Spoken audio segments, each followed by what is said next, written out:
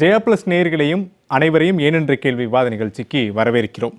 தமிழ்நாட்டின் முதலமைச்சர் திரு ஜோசப் விஜய் இன்று சட்டமன்றத்தில் 110 விதியின் கீழ் இன்று பல்வேறு முக்கியமான அறிவிப்புகளை வெளியிட்டிருக்கிறார்.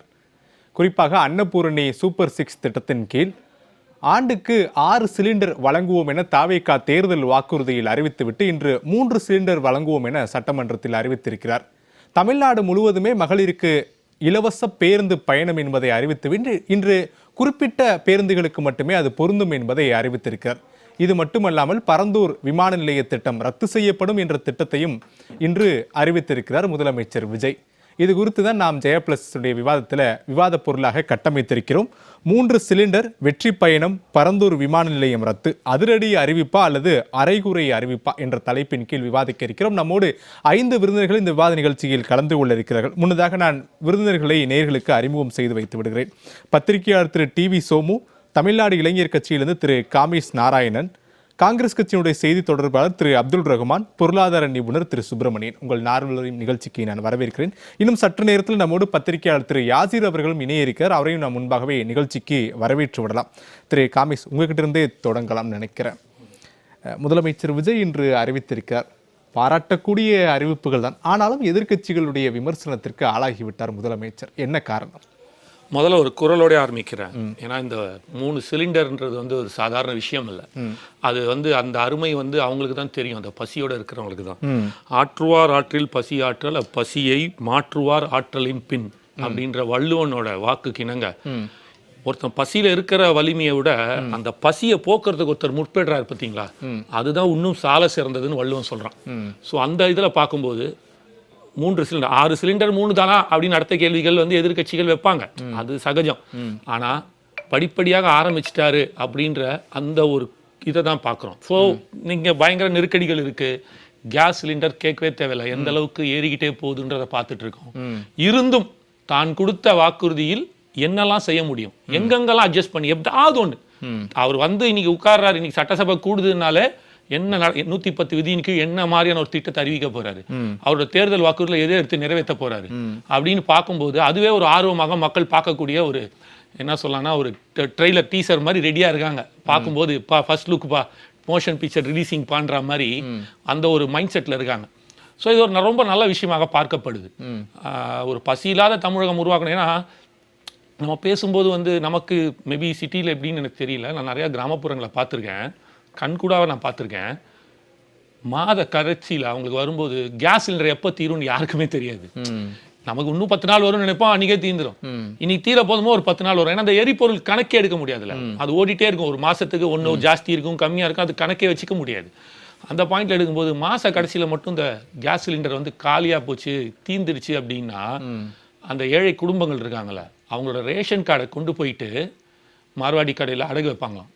1000 ரூபாய் மந்த் எண்டில் வச்சுட்டா திருப்பி ஒரு வாரம் கழிச்சதை மாத கடைசி முடிஞ்சு சம்பளம் வந்தோடனே திருப்பி மீட் எடுக்கும்போது 200 ரூபாய் எக்ஸ்ட்ரா கொடுக்கணும். 1200 ரூபாயால் அந்த கணக்கு அந்த பேசிஸில் ஏதோ பண்ணுவதா சொல்லுவாங்க. இது இப்போ எவ்வளோ பெரிய ஒரு ஹெல்ப்ஃபுல்லான ஒரு விஷயமா இருக்கும் அப்படின்றத பார்க்கும்போது ஒரு பசி இல்லாத தமிழகம் இருக்கணும் அப்படின்றத இது விக்கிரவாண்டியில் ஆரம்பித்தார். நான் வரதே 3 விஷயத்துக்குங்க. வாழ வீடு, வயிற்றுக்கு சோறு, வருமானத்துக்கு ஏற்ற வேலை, இந்த 3 தான் கொண்டு வரேன்னு. வருமானத்துக்கு ஏற்ற வேலையை முதலீட்டாளர்கள் மூலமாக கொண்டு வரதுக்கான கிட்டத்தட்ட 1 லட்சம் பேருக்கு வேலையை கொடுக்க ஆரம்பிச்சிட்டார். இன்னும் பல லட்சக்கணக்கான இளைஞர்கள் கொடுப்பாரு. வாழ வீடு அது கனவு இல்ல திட்டம் ஒன்று வந்துட்டு இருக்கு. கண்டிப்பாக வெற்றி கனவு திட்டம், அது 6000 வீடுகள் இந்த முறை. போன முறை நீங்க பார்த்தீங்கன்னா கூட 2600 சில்லற வீடுகள் தான் திமுக அரசாங்கத்திலேருந்து வந்துச்சு. இந்த முறை 6000, 3 மடங்கு ஜாஸ்தி கொடுத்துருக்காங்கன்னா அப்போ எவ்வளோ பேர் அதனால இதாக போறாங்க. பசி இல்லா தமிழகம் அதுக்கான இந்த சிலிண்டர் கொடுத்துருக்கிறது மிக சிறப்பாக வரவேற்கப்படுகிறது. இதுல இன்னொரு விஷயமும் சொல்லிடுறேன். இன்னொரு விஷயம் நான் முடிச்சிடறேன், நீங்க பின்னாடி வாங்க. அந்த கேள்விக்கு நீங்க சொல்ல போற கேள்வி என்ன தெரியாது, நான் சொல்லிடுறேன்.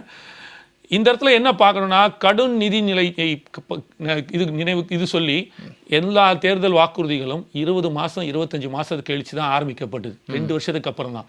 ஆனால் ஆட்சி 100வது நாள்லயே தன்னோட பிரதான தேர்தல் வாக்குறுதிகளை முன்னிறுத்தி விஜய் நான் கொண்டு போகும்போது மக்களுக்கு அப்படின்ற ஒரு மைண்ட் செட் இருக்குல்ல, அது போது. இப்படி நான் சொல்றேன். இல்ல காமேஷ் சார், எனக்கு புரியுது நீங்க சொல்றீங்களா, அப்படியே உணர்வு பூர்வமா பேசுறாரு காமேஷ். கிராமங்கள்ல பாருங்க மாச கடைசியில மட்டும் இல்ல கம்ப்ளீட் மாச கடைசியில் சிலிண்டர் இருக்காது, ரேஷன் கார்டை கொண்டு போய் வச்சு 200 ரூபாய் வாங்கி அந்த கஷ்டம் இருக்கே அப்படின்றீங்களே சார். எப்படி சார் ஒரு கஷ்டத்துக்கும் ஒரு பசிக்கும் வரம்பு நிர்ணயம் பண்றீங்க? 20,000 ரூபாய் சம்பளம் வாங்குறவங்களுக்கு மட்டும்தான் 3 சிலிண்டர், ஏன் 22,000 ரூபாய் சம்பளம் வாங்குறவங்களுக்கு அந்த 3 சிலிண்டர் தேவையில்லையா?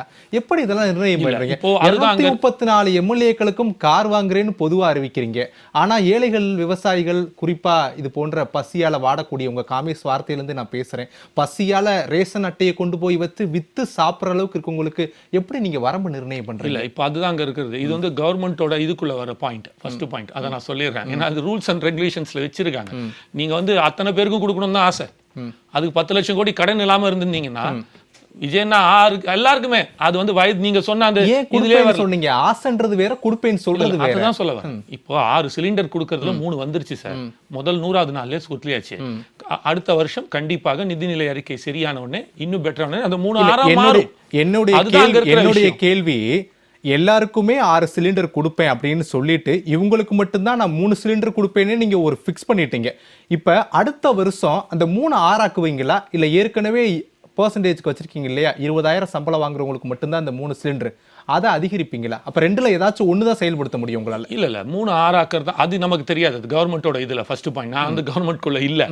நான் இங்க வர பாயிண்ட் நீங்க புரியுங்க. இந்த இடத்துல நீங்க கேட்டீங்க இல்லையா, அந்த 2.5 லட்சம் ரூபாய் வருமானத்துக்குள் இருப்பவர்களுக்கு மட்டுமே நிர்ணயிக்கிறீங்கன்னு. ஏன்னா மாச கட்சியில் அவனால ஒரு 1000 ரூபாய் கூட பரட்ட முடியாத ஒரு சூழ்நிலையில, புரியுதுங்களா? சரி, 3 லட்சம் ரூபாய் வாங்குறவங்களுக்கு யோகேஸ்வரனால ஒரு 1000 ரூபாய் பரட்டிட முடியும், அந்த 3 காமேச்சால பரட்ட முடியும். இங்க இருக்கிற எல்லாராலையும் ஒரு 1000 அதே கேள்விக்கே வரேன். 3 லட்சம் ரூபாய் வாங்குறாரு ஆண்டு வருமானம், அவரால 1000 ரூபாய் புரட்ட முடியும்னு அப்படி என்ன நம்பிக்கை இருக்கு? 2.5 லட்சம் ரூபாய் வாங்குறவங்களால புரட்ட முடியாது, 3 லட்சம் ரூபாய் வாங்குறனால புரட்ட முடியுமா? எல்லாமே ஒரு நார்ம்ஸ் அண்ட் கண்டிஷன்ஸ்க்குள்ள தான் நீங்க வந்து கவர்மெண்ட் ரன் இது சிஸ்டத்தை ரன் எப்படி பண்ண முடியும். சார்? இப்ப நீங்க உங்க பாயிண்ட்க்குள்ள வரேனே.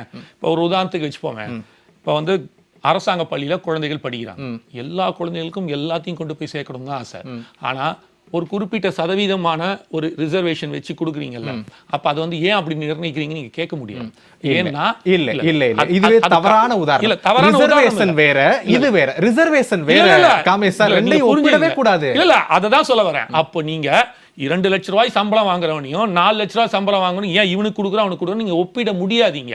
ஏன்னா இவனாவது தன்னை காப்பாற்றிக்குள்ள இடத்துக்கு ஒரு படி மேல நிக்கிறான், இவன் வந்து தத்தளிச்சிட்டு இருக்கான். இவனை காப்பாத்து.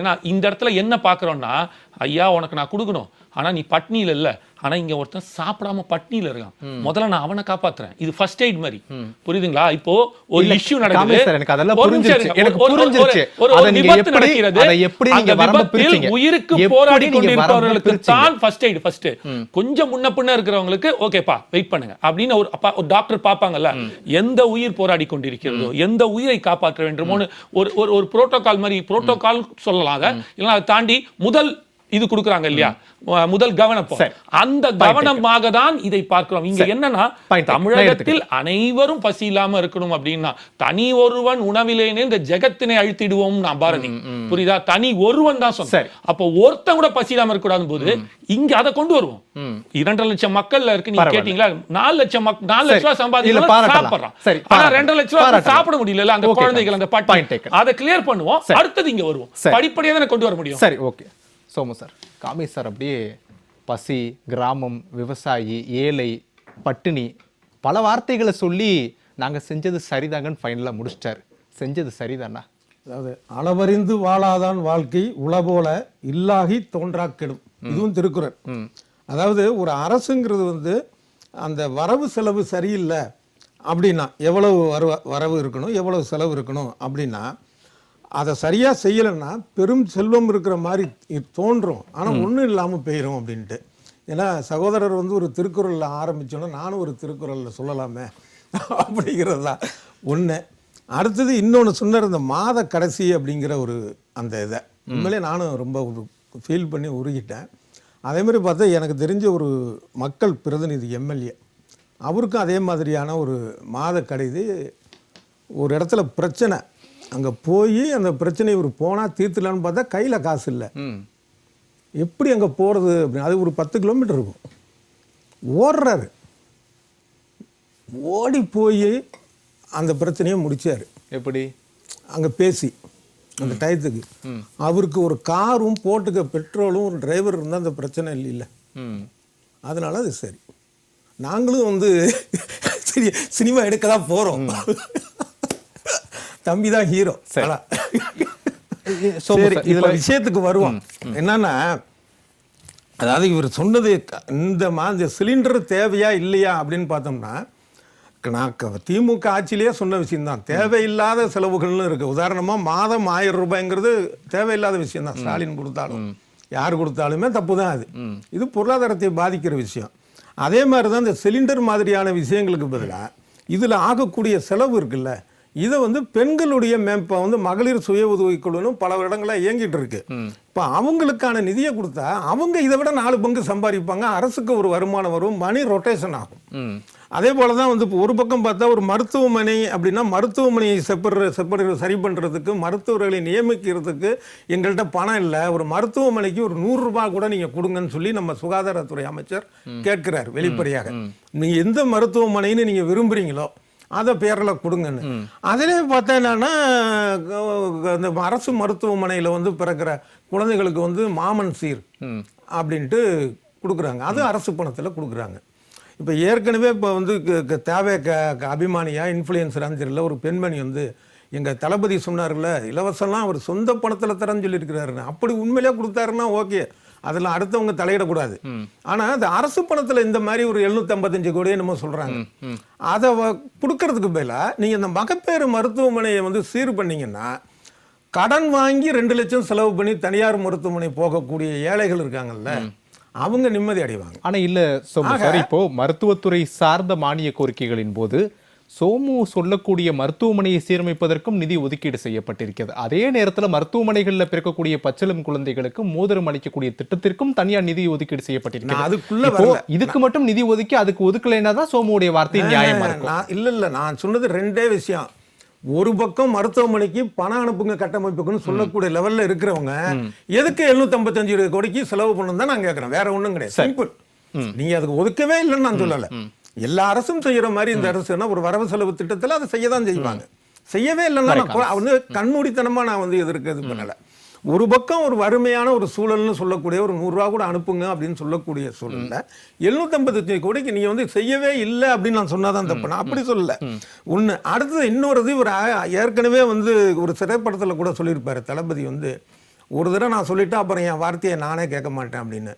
ஆனால் இவர் தான் சொன்னார் தேர்தலுக்கு முன்னாடி, தமிழ்நாட்டு அதை என்ன சொன்னார், குடும்பத் தலைவர்கள்லாம் ரொம்ப கஷ்டப்படுறாங்க அப்படின்னா அனைத்துக்குமானது அப்படிங்கிற மாதிரி தான் அவர் சொன்னார். அவர் ரிஸ்ட்ரிக்ஷன்லாம் ஒன்றும் சொல்லலை. இப்போ 2 லட்சம் 2.5 லட்சம் அப்படிங்கிற மாதிரி சொல்கிறாங்க. அடுத்தது 6 சிலிண்டர் 3 ஆயிருக்கு. இந்த மாதிரியான ஒரு விஷயங்கள் இது.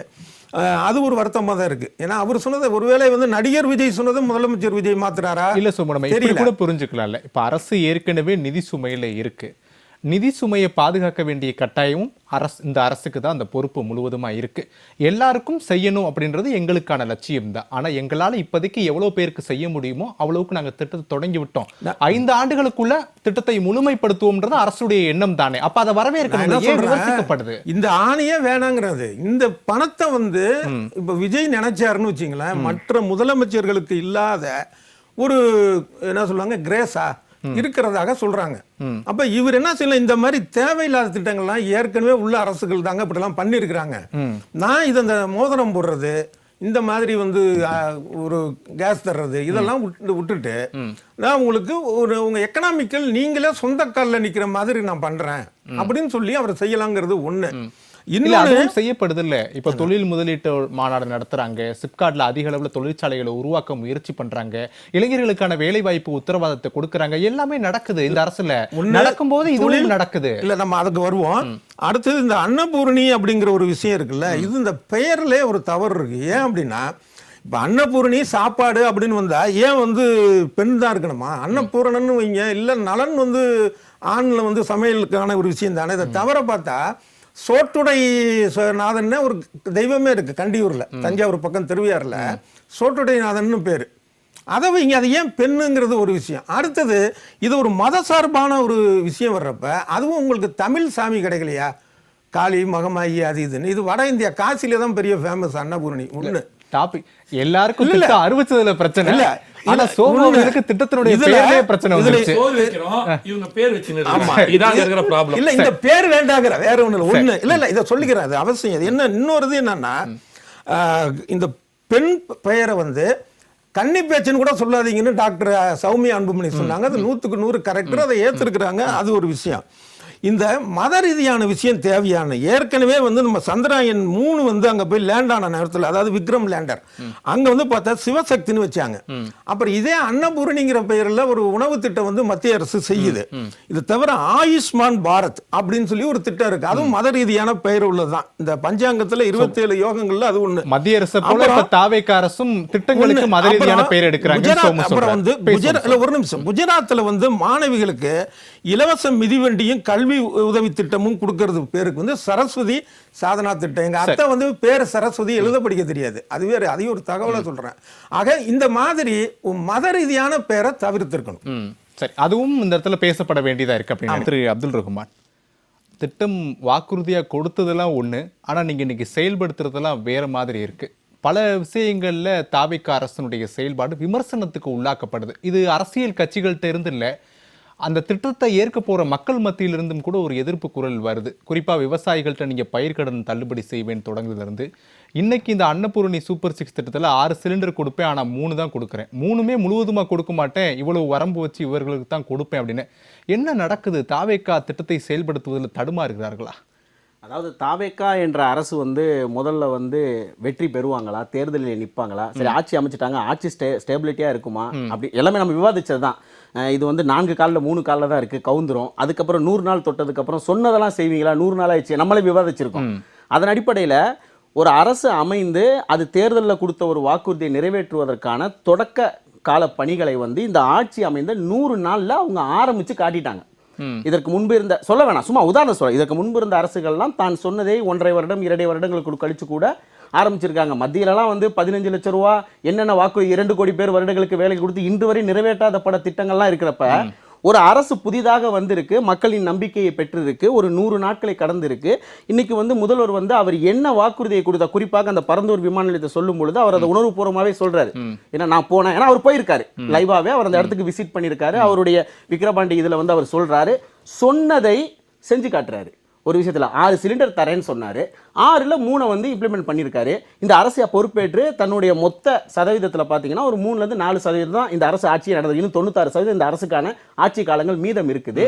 ஒரு தொடக்கத்தை அறிவித்து விட்டார்கள். ஒரு பஸ் வந்து இலவசம் கொடுத்துருந்தாங்க. சென்ற அரசு 40 கிலோமீட்டர் கொடுத்துருந்துச்சு. இந்த அரசு வந்து பார்த்தீங்கன்னா எக்ஸ்பிரஸ் எல்சிசிலாம் ஃப்ரீ. நீங்கள் சொன்னீங்கல்ல, பொருளாதாரம் என்பது அண்ணன் சொன்னாங்க, மரியாதைக்குரிய அண்ணன் சொன்னாங்க, பொருளாதாரம் என்பது கீழே இருந்து தானே வரும் அப்படின்னாங்க. ஆனால் வருஷத்துக்கு வந்து 3 சிலிண்டர் கொடுத்துருக்காங்க. இன்னைக்கு தேதிக்கு உங்களுக்கு நல்லா தெரியும், மத்திய அரசினுடைய இந்த தவறான பொருளாதார கொள்கையின் மூலமாக சிலிண்டருக்கு நம்ம என்ன சிரமங்களை ஏற்படுத்திட்டு இருக்கோம். சென்னையில் மட்டும் கிட்டத்தட்ட 8 லட்சம் கடைகளை அடைச்சிருந்தோம். சிலிண்டருக்கு நம்ம படாத பாடே இல்லை. 400 ரூபா சிலிண்டர் 2500 கொடுத்து வாங்கலாம். இப்பேற்பட்ட இக்கட்டான சூழலிலும் இன்னைக்கு வந்து பாத்தீங்கன்னா 3 சிலிண்டரை இலவசமாக நான் தருகிறேன்னு சொல்லி ஒரு முதலமைச்சர் வந்து 6 சொன்னது 3 தர்றேன்றாரு. புரியுது. என்னுடைய கேள்வி அண்ணனோட கேள்வி அந்த பதில ஸ்டாப் பண்ணிடுறேன். அப்ப அந்த சிலிண்டர் மூலமாக கிடைக்கக்கூடிய அந்த பொருளாதார உதவி, அந்த மோதிரத்தின் மூலமாக கிடைக்கக்கூடிய அந்த பொருளாதார உதவி, பஸ்ல இன்னைக்கு வரையும் காசு கொடுத்து போயிட்டு வந்த பெண்கள் இப்ப இலவசமாக பயணிக்கக்கூடிய இந்த பொருளாதார உதவிகள்லாம் வந்து அந்த குடும்பத்துக்கு சேவிங்கா சேராதா? இதெல்லாம் அவங்க பொருளாதாரத்தில் ஒரு சிறிய தாக்கத்தை ஏற்படுத்தி விடாதா? மொத்தமாக எதை கொண்டு வந்தாலும் கொண்டு வரலனா ஏன் கொண்டு வரவில்லை, கொண்டு வந்தீங்கன்னா ஏன் முழுமையாக கொண்டு வரவில்லை, நாளை முழுமையாக கொண்டு வரவில்லை என்றால் அண்ணன் வந்து சரி கொண்டு வந்துட்டீங்க, பேர் சரியில்லையப்பா, இது எப்படின்னா மாப்பிள்ளை சொம்பு இருந்தாதான் இங்க தாலி கட்டுவாரு, அப்படி சொம்பு இருந்தா மாப்பிள்ளை தாலி கட்டுவாரு.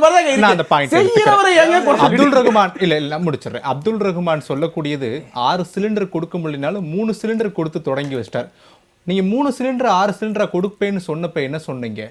அனைத்து குடும்ப அட்டைதாரர்களுக்கும் 6 சிலிண்டர்னு சொன்னீங்க. இன்னைக்கு 3 சிலிண்டரே 1.5 லட்சம் பேருக்கு தான் கொடுப்பேன், 1.5 லட்சம் கோடி பேருக்கு தான் நான் கொடுப்பேன் அப்படின்ற ஒரு வரையறையை கட்டமைக்கிறீங்களே, எப்படி? அப்ப அதுக்கு மேல இருக்கவங்களுக்குலாம் வயிறு இல்லையா? நீங்க சொல்லக்கூடிய அந்த ஏழ்மை இல்லையா? எப்படி, எந்த அடிப்படையில் 100 நாளைக்குள்ள நீங்க பிரிச்சு இந்த வேலையை பார்த்து? அதாவது திமுக அதிமுக என்ற 2 திராவிட கட்சிகளின் மூலமாக கிட்டத்தட்ட ஒரு 60-70 வருஷம் ஆட்சியில் இருந்த ஒரு தமிழகத்தை ஒரு புதிய அரசு ஒன்று வந்திருக்கு, மக்கள் ஒரு மாற்றத்தை ஏற்படுத்திருக்காங்க, வந்திருக்காங்க. வந்த ஒரு அரசுக்கு நீங்க சொல்வது போன்ற இப்படி எண்ணற்ற மக்கள் சிரமங்களில் இருப்பதற்கு கடந்த 100 நாட்களுக்கு முன்பு வந்த தாவேகா வந்து முழு பொறுப்பேற்கணும் நீங்க சொல்றீங்க, ஏத்துக்கட்டும். அவர்கள் ஏற்க தயாராகத்தான் இருக்கிறார்கள். அதன் அடிப்படையில் தான் செய்யாத ஒண்ணை ஏத்துக்க இல்ல, செஞ்ச ஒண்ணை ஏத்துக்க, அதுதான் சொல்றேன். அவங்க பண்ண தயாரா இருக்க. நல்லா கேட்டுக்கோங்க, இதுதான் அந்த கேள்வி நான் முதல்ல சொன்னேன். சார் அவங்களுடைய மொத்த ஆட்சி காலத்துல கிட்டத்தட்ட ஒரு 4% மட்டும்தான் அவங்க ஆண்டுகிட்டு இருக்காங்க. இன்னும் அவர்களுக்கு 96% முதல்வர் விஜய் அவர்கள் வந்து முதலமைச்சராக பொறுப்பேற்று இப்ப எத்தனாவது முறை பேசிட்டாரு. இப்பவே அவர் ஸ்டார்ட் பண்ணிட்டாரு சார். இதுக்கு முன்பு ஆரம்பிச்சிட்டாரு. நான் என்ன கேக்குறேன்னா, இப்படி 3 சிலிண்டர் இவங்க ஒரு குறிப்பிட்ட வரம்பு மக்களுக்கு கொடுக்குறீங்களே, இது உதாரணத்துக்கு வந்து இப்ப இந்த ஏமாத்துற மாதிரி இல்லையா? இல்ல இந்த 2.5 லட்சம் ரூபாய்க்கு இருக்கிறவங்களுக்கு தான் 3 சிலிண்டர், 3 லட்சம் ரூபாய் இருக்கிறவங்க 2,60,000 சம்பாதிக்கிறது டேட்டாக்குள்ளேயே போகாதீங்க. எல்லாருக்கும் கொடுப்பேன்னு சொன்னீங்களே, இப்ப நான் இவங்களுக்கு தான் கொடுப்பேன்னு ஒரு வரம்பு ஃபிக்ஸ் பண்றீங்களா? அப்ப மத்தவங்களா நீங்க ஏமாத்துற மாதிரி கிடையாது. அப்படி கிடையாது. நீங்க அப்படி சித்தரிக்க கூடாது. என்னன்னா இவர்களுக்கு கொடுப்பேன் என்று சொன்னீர்களே, மீதம் உள்ளவர்களுக்கு எப்ப கொடுப்பீங்க நீங்க கேள்வி கேட்கலாம். மீதம் உள்ளவர்களுக்கு நாங்கள் இனிமேல் கொடுக்கவே மாட்டோம்னு சொல்லல. நீங்க நல்லா கேட்டுக்கோங்க. நான் வந்து கொடுத்த வாக்குறுதியில் 3 இந்த வரம்பை ஏன் ஃபிக்ஸ் பண்றீங்க? இந்த வரம்பை ஏன் ஃபிக்ஸ் பண்றீங்க சார்? சட்டி காலி. சும்மா நீங்க வந்து கரெக்ட் தான், நீங்க சொல்றது உண்மைதான் சார். சட்டி காலி. நீங்க வந்து வெறும் 5 லட்சம் கோடி இருந்த எடப்பாடி அவர்கள் முடித்து 10 லட்சம் கோடிக்கு நீங்க கஜானா வச்சிருக்கீங்க. ஓகே, அண்ணன் சொல்றாங்க தேவையில்லாத நேரத்தில் எதற்கு தேவையில்லாத இல்ல அப்துல் ரஹ்மான் சார், நான் என்ன கேக்குறேன், இப்ப இந்த 3 சிலிண்டரே வாங்கி கொடுக்க போறீங்கல்ல, அதுவே எப்படி சேமிப்பு பணத்துல இருந்தா கொடுக்க போறீங்க? இததான் சார் இல்ல சட்டி காலியா தானே இருக்கு. திமுக ஆட்சி காலத்துலயும் சட்டி காலியா தானே இருந்துச்சு. சொன்னீங்கல்ல, பசியில சிரமப்படுறாங்க, வறுமையில இருக்காங்க, அவங்களுக்கு பசிக்காதானே.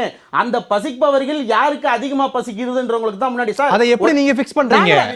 எப்படி ஃபிக்ஸ் பண்றீங்க? எல்லாத்துக்கும் ஏதாவது ஒரு இடத்துல வந்து ஒரு பேரியர் செட் பண்ணி தான் ஆகணும். யாரை முதலில் காப்பாற்றுவீர்கள்? கொரோனா வந்துச்சு சார், எல்லாரும் கொரோனாவால பாதிக்கப்பட்டு எல்லா ஆஸ்பத்திரிகளும் ஃபில் ஆனப்ப நம்ம என்ன பண்ணோம்? 55 வயசுக்கு மேல உள்ளவங்களுக்கு பெட் கிடையாதுப்பா, 55 வயசுக்கு கீழ உள்ளவங்க பெட்ல படணும். ஏன் அந்த பேரியரை செட் பண்றீங்க? 55 வயசுக்கு மேல இல்ல அப்துல் ரஹ்மான், இல்ல 55 சார் ஒரு செட் பண்ணனும் சார். சரி, ஒன்னு 20 செட் பண்ணுங்க, இல்ல 2 லட்சம் சொல்லுங்க, இல்ல வந்து வறுமை ஏதாவது ஒரு என்னோட கேள்வி இல்ல என்னோட சொல்லுங்க. நீங்க ஆரம்பத்துல இந்த கேள்வி கேட்டுட்டு இருக்கீங்க. தகுதியானவர்களுக்கு 6 சிலிண்டர் தான் அண்ணா சொன்னாரு, அனைத்து குடும்பம்னு சொல்லல. அது என்னைக்கு சொன்னார் அப்படின்னா, மார்ச் 7ஆம் தேதி அன்னைக்கு மகளிர் தின இதுல வந்து அவர் வாழ்த்துக்கள் சொல்லும் போது அதுல சொன்னாரு தகுதியானவர்களுக்கு 6 சிலிண்டர் சொல்லி. இந்த நிகழ்ச்சி முடியறதுக்கு இன்னும் ஒரு 40 நிமிஷத்துக்கிட்ட இருக்கு. திரு காமேஷ் டிவிகே மேனிஃபெஸ்டோ எடுக்கட்டும், மேனிஃபெஸ்டோல தகுதியானவர்கள் எங்க இருக்குன்னு இந்த நிகழ்ச்சியிலே காமிச்சிட்டு நீங்க முடிப்பீங்க. சரி, நான் உங்களுக்கு அப்துல் ரஹ்மான் வரேன். இல்ல நான் வரேன், ஒரே ஒரு ஆடியோ உங்களுக்கு ப்ளே பண்ணி காட்டுறேன்.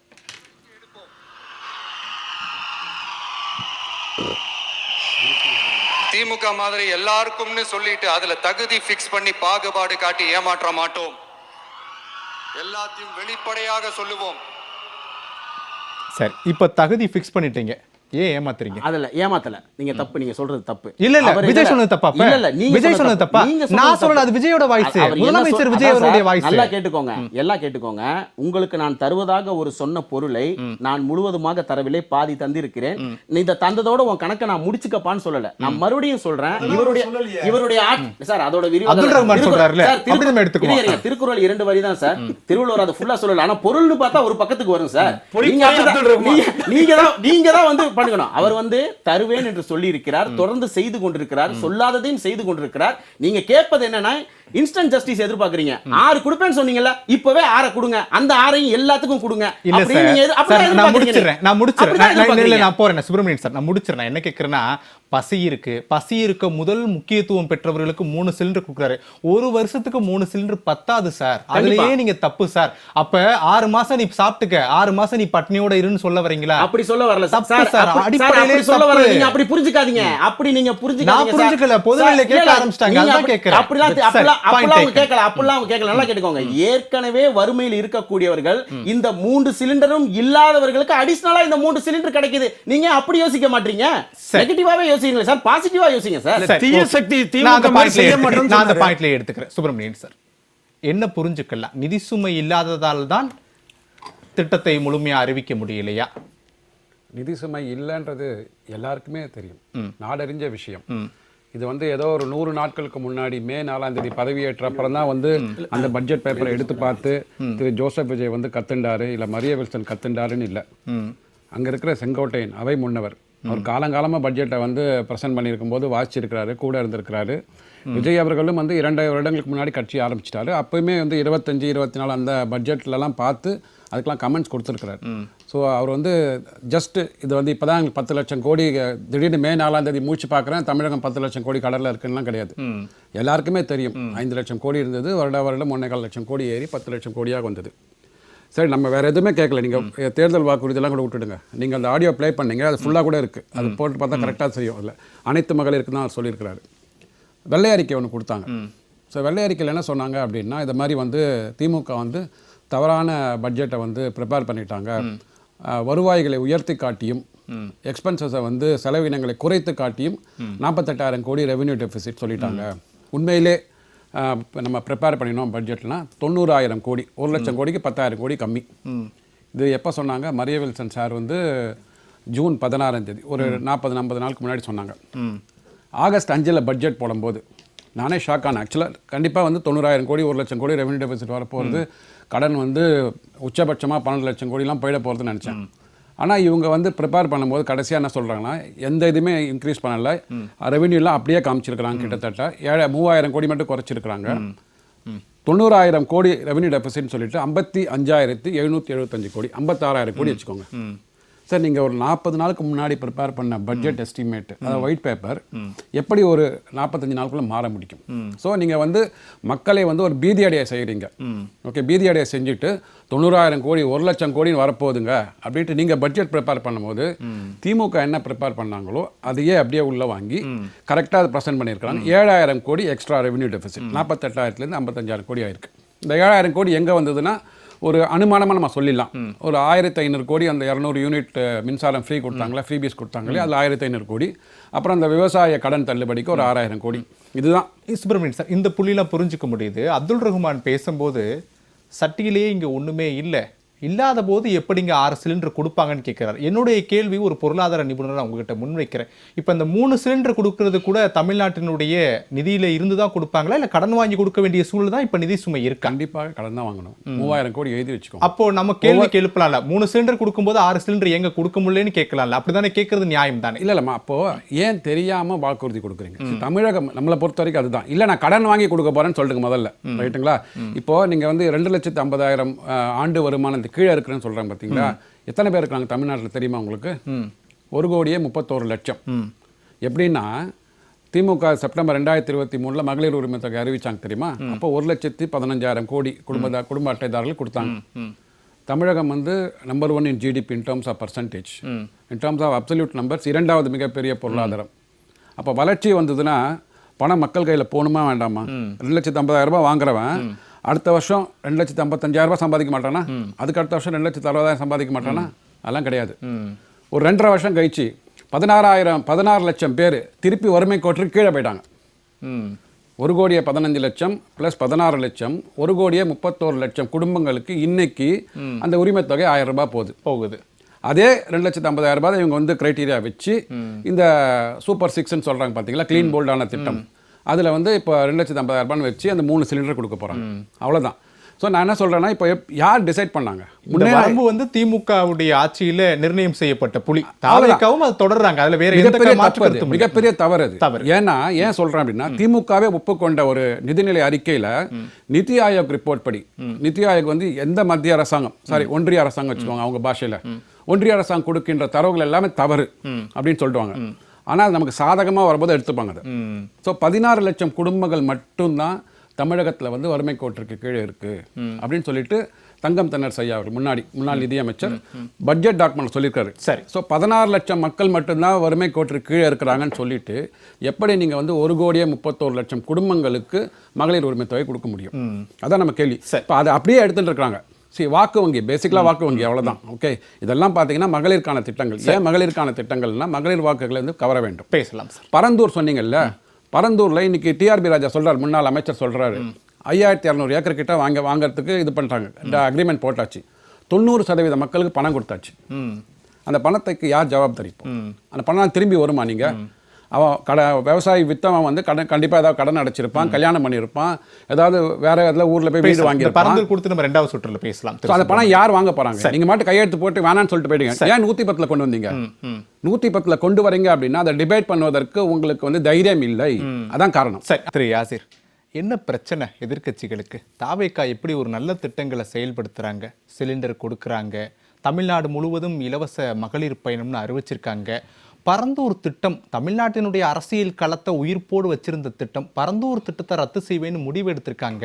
இதெல்லாம் ஏற்றுக்கொள்வதற்கு எதிர்க்கட்சிகள் திமுகவுக்கு மனம் இல்லையா, இல்ல அரசியல் செய்யறீங்களா? அப்படி என்ன உங்களுக்கு தாவேகா மேல கோபம் யாசிர்? தாவேகா மீது கோபம் எதிர்க்கட்சிகளுக்கு ஏன் வருது அப்படின்னா, அவங்க விஜய் அவர்கள் சொன்னதை எதுவுமே ஒழுங்கா செய்யலை அப்படின்ற கேள்வியை அவங்க கேட்குறாங்க. உதாரணமாக இப்போ இந்த டிபேட் நடந்துகிட்டு இருக்கும்போது கூட 3 சிலிண்டர் ஃப்ரீன்ற அறிவிப்பு இன்னைக்கு கொடுத்துருக்கிறாருல, அதுக்கு ஒரு கிரைட்டீரியா ஃபிக்ஸ் பண்ணியிருக்கிறாரு. ஆண்டுக்கு வந்து 2.5 லட்சத்துக்கு மேலே வந்து யூஸ் பண்ணுறவங்களுக்கு சம்பாதிக்கிறவங்களுக்கு கிடையாது அப்படின்னு சொல்லி ஃபிக்ஸ் பண்ணியிருக்கிறாரு. இப்போ அந்த ஃபிக்ஸுன்றதுன்னு இப்போ அடுத்த 6 சிலிண்டர் கொடுத்தாலும் அந்த 2.5 லட்ச ரூபாய்க்குள்ளே சம்பாதிக்கிறவங்க மட்டும்தான் அது வரப்போகுது. ஏன்னா அதை ஃபிக்ஸ் பண்ணிட்டாங்க தகுதியை. இப்போ பஸ்ஸுக்கு கூட தகுதி ஃபிக்ஸ் பண்ணலன்றப்ப அது பின்னாடி கூட வந்து நீட்டிப்பு பண்ணலாம், பிரச்சனை இருக்காது. ஆனால் இதுக்கு வந்துட்டு ஃபிக்ஸ் பண்ணிட்டாங்க. ஆனால் வாக்குறுதி கொடுக்கும்போது ஃபிக்ஸ் பண்ணலை. சரி, இப்போ ஃபிக்ஸ் பண்ணதுலேயும் ஒரு பிரச்சனை வந்து எழுது. என்ன எழுது அப்படின்னா, இப்போ விஜய் அவர்கள் அந்த 2.5 லட்சம் ஆண்டு அப்படின்றத ஃபிக்ஸ் பண்ணி 1,30,00,000 பேருக்கு நாங்கள் சிலிண்டர் கொடுக்க போகிறோம் அப்படின்றத அவங்க சொல்வது. இந்த 1,30,00,000ன்றதை எங்கேருந்து அவங்க ஃபிக்ஸ் பண்ணுறாங்கன்னா, மகளிர் உரிமை தொகையிலேருந்து தான் ஃபிக்ஸ் பண்ணுறாங்க. ஏன்னா அங்கே அந்த அமௌண்ட்டு அந்த மக்களுக்கு 1000 ரூபா போகிறதுன்றது அவ்வளோ பேருக்கு தான் போய்கிட்டு இருக்குது. அதை வச்சு தான் அந்த ஃபிக்ஸ் பண்ணுறது இருக்குது. இதில் என்ன சிக்கல் இந்த சிலிண்டர் விவகாரத்தில் உருவாகும், மகளிர் உரிமை தொகை வச்சு இதை ஏன் ஃபிக்ஸ் பண்ண முடியாது அப்படின்னா, இந்த 3 சிலிண்டர்கள் நம்ம இப்போ ஏழைகளுக்கு கொடுக்க போகிறோம், அவங்களுக்கு அடுப்பறிய போகுது அப்படின்றதெல்லாம் சொல்கிறாங்க. ஆனால் ஏற்கனவே பிரதான் மந்திரி உஜ்வாலா யோஜனா அப்படின்ற ஒரு சிஸ்டத்தில் தமிழ்நாட்டில் மட்டும் 41 லட்சம் சிலிண்டர்கள் ஒன்றிய அரசு கொடுத்திருப்பதாக ஒன்றிய அரசு பார்லிமெண்ட்லேயே அனௌன்ஸ் பண்ணியிருக்காங்க. 2025 அனௌன்ஸ் பண்ணியிருக்காங்க. இப்போ இந்த 41 லட்சம் பேர் இருக்கிறாங்கல்ல, இந்த 41 லட்சம் பேரும் ஆண்டுக்கு 2.5 லட்சம் ரூபாய்க்கு கீழே உள்ளவங்க தான் வருவாங்க. இப்போ இவங்களுக்கு ஆல்ரெடி சிலிண்டர் வந்து ஃபஸ்ட்டு சிலிண்டர் ஃப்ரீ, அதுக்கடுத்து ஒவ்வொரு சிலிண்டருக்கும் 300 ரூபா கிட்ட மானியம் வந்து கொடுத்துக்கிட்டு இருக்கும்போது நீங்கள் அவங்களுக்கு சிலிண்டர் ஃப்ரீயாக கொடுத்தீங்கன்னா அந்த திட்டம் என்னாகும்? இல்லை அவங்கள புறக்கணிச்சிட்டு மீதி இருக்கக்கூடிய இப்போ மொத்த சிலிண்டர்களுடைய எண்ணிக்கை நீங்கள் பார்த்தீங்கன்னா 2.23 கோடி பேர் வந்து சிலிண்டர் வந்து யூஸ் பண்ணிக்கிட்டு இருக்கிறாங்க. இப்போ இந்த 41 லட்சத்தை கழிச்சோம்னா 1.97 கோடி தான். இப்போ இந்த 1.97 கோடிக்கு நீங்கள் கொடுக்க போகிறீங்களா, அந்த இதுக்குள்ளே கொடுக்க போகிறீங்களா, இல்லை அந்த 41 லட்சத்தையும் சேர்த்து தான் சொல்லியிருக்கிறீங்களா அப்படின்ற மிகப்பெரிய இடியாப்ப சிக்கல் வரும். இப்போ ஒன்றிய அரசோட திட்டத்தோடையே இந்த திட்டம் வந்து மோதுவதாக மாறும். அதுக்கப்புறம் இந்த சிலிண்டர் விவகாரம் இப்படியா பேருந்து விவகாரத்திலையுமே எல்லா பேருந்திலும் இலவசம், நீங்கள் எந்த இடத்துல ஏறினாலும் எந்த இடத்துல இறங்கிக்கிறலாம் அப்படின்னு சொல்லிட்டு இன்றைக்கி அதுலேயும் வந்து ஒரு ஃபிக்ஸ்டு வைக்கிறாங்க.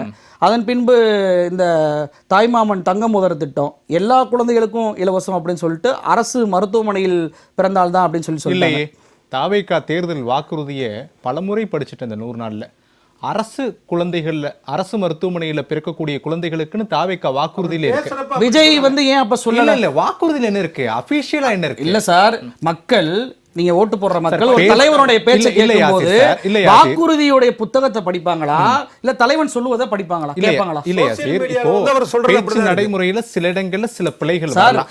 அதுக்காக நமக்கு அதிகாரப்பூர்வமா வெளியாயிருக்கக்கூடிய தேர்தல் வாக்குறுதியை நம்ம தவறுன்னு சொல்லிட முடியாது. ஓகே, சோ நம்ம அந்த பாயிண்ட்ல இருந்தா உங்க பாயிண்ட்லயே வர்றேன். சில இடங்களில் அப்படி ஏதாவது மாறிக்கலாம் அப்படின்னா எங்க சில இடங்களில் சிலிண்டர்ல சில இடங்களா, பேருந்துக்கு சில இடங்களா, அண்ணன் சீர்திட்டத்துக்கு சில இடங்கள். இப்ப இதே கொஸ்டின் தான் திரு யாசிர் வரதுக்கு முன்னாடி அப்துல் ரஹ்மான்ட்ட வச்சேன்.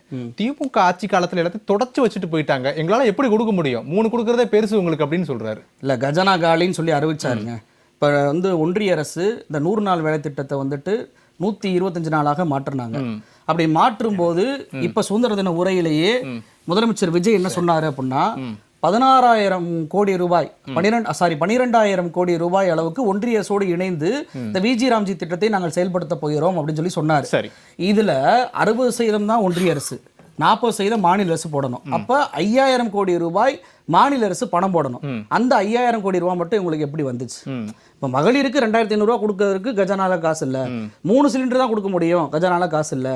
பேருந்துகளில் ஒரு கிரிட்டீரியா வைக்கிறோம், அதனால அது கஜானா காசு இல்லை, பின்னாடி கொடுப்போம் அப்படின்னு சொல்லக்கூடிய விஜய் இந்த 125 நாளுக்கு என்னால் ஏற்க முடியாது, ஒன்றிய அரசே வந்து நீங்கள் முழு தொகையும் ஏற்றுக்கொள்ள வேண்டும் அப்படின்னு சொல்லி ஸ்டாலின் அவர்கள் ஒரு சட்டமன்றத்தில் ஒரு தீர்மானம் போட்டார்ல, அதே மாதிரி ஒரு தீர்மானத்தை இப்போ போட்டிருக்கலாம்ல, ஏன் போடல? பிரதமருக்கு கடிதம் எழுதினாரே முதலமைச்சர், நீங்களே நிதி சுமையை ஏற்கணும்னு சொல்லி நடவடிக்கையெல்லாம் எடுத்து மானே தேனே பொன்மானேன்னு சொல்லி ஸ்டாலின் அவர்கள் கடிதம் எழுதினார் என்ற குற்றச்சாட்டு வச்சது மாதிரி இவரும் மானே தேனே பொன்மானே அப்படின்னு சொல்லி எழுதுறாரா அப்படின்ற கேள்வி தான் அதில் எழுது. சரி, நான் அந்த பாயிண்ட்ல எடுத்துக்கிறேன். திரு காமிஸ் முதல் சுற்றுல அனைத்து மகளிர்னு எங்க சொன்னாங்க? நான் கூட கேட்டேன், மேனிஃபெஸ்டோல இருக்கா? நம்ம அதுல இருந்தே தொடங்கிடலாம். இருக்கு.